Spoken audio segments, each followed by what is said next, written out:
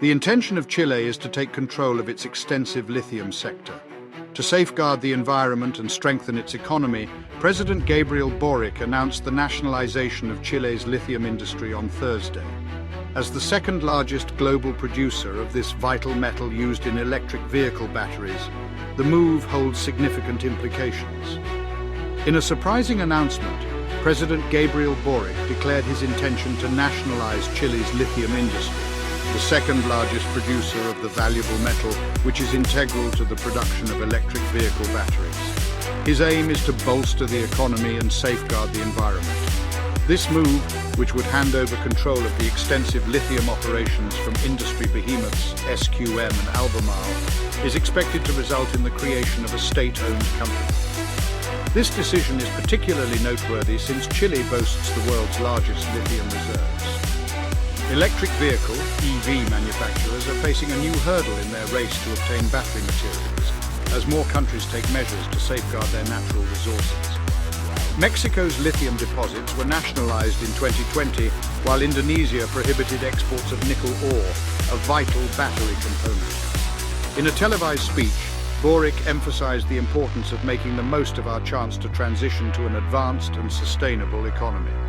He also warned that it is a chance that we simply cannot afford to squander. The speaker shared that forthcoming lithium contracts will necessitate public-private partnership with state oversight.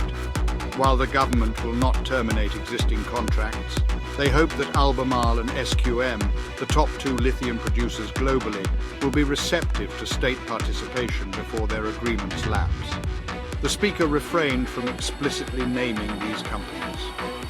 Two major suppliers of EV and battery manufacturers, SQM, Sociedad Química y Minera de Chile, and Albemarle, have contracts with end dates of 2030 and 2043, respectively. These companies provide crucial materials to businesses such as Tesla Inc. and LG Energy Solution Limited. Albemarle assured that the statement would not affect the company's operations. They would proceed with negotiations on expanding and incorporating advanced technologies in Chile. SQM could not be reached for a response. After Chile's announcement, SK On, a Korean battery manufacturer with a contractual relationship with SQM, stated that it would keep a close eye on the situation and react accordingly with a long-term perspective. Despite this announcement, there was no significant impact on lithium prices, which have plummeted over 70% since hitting their peak in November. This drop is due to a decline in electric vehicle demand in China, the world's largest automobile market. Lithium carbonate futures, which are highly traded on the Wuxi stainless steel exchange in China, experienced a 3.4% dip at 0618 GMT on Friday. According to Samsung Securities analyst Cho Hyun-ryul, when battery makers renew contracts with Chilean lithium firms, they may face more stringent terms compared to previous years due to increased state involvement. Analysts predict that the recent move will prompt a redirection of lithium investment to other countries, particularly Australia, the world's largest producer. Policy stability is a key factor for any mining project.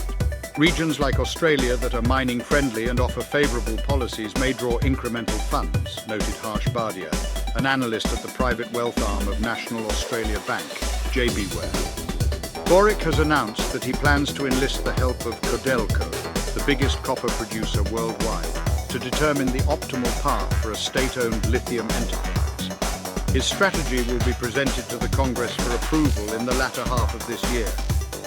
To rein in Boric's grand schemes, Congress has thwarted several of his proposals and even tabled a tax reform bill in March. The National Lithium Company is yet to be established, but Codelco and state miner Inami will receive exploration and extraction contracts in regions with ongoing private projects. An entire department will be exclusively focused on enhancing technology to reduce environmental damage.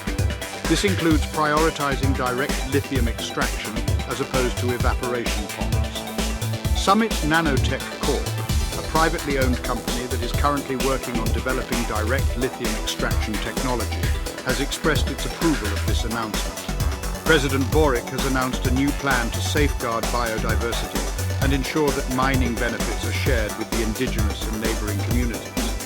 The new national lithium strategy is both technically robust and ambitious. The president emphasized that this plan would foster a more equitable distribution of wealth generated in Chile.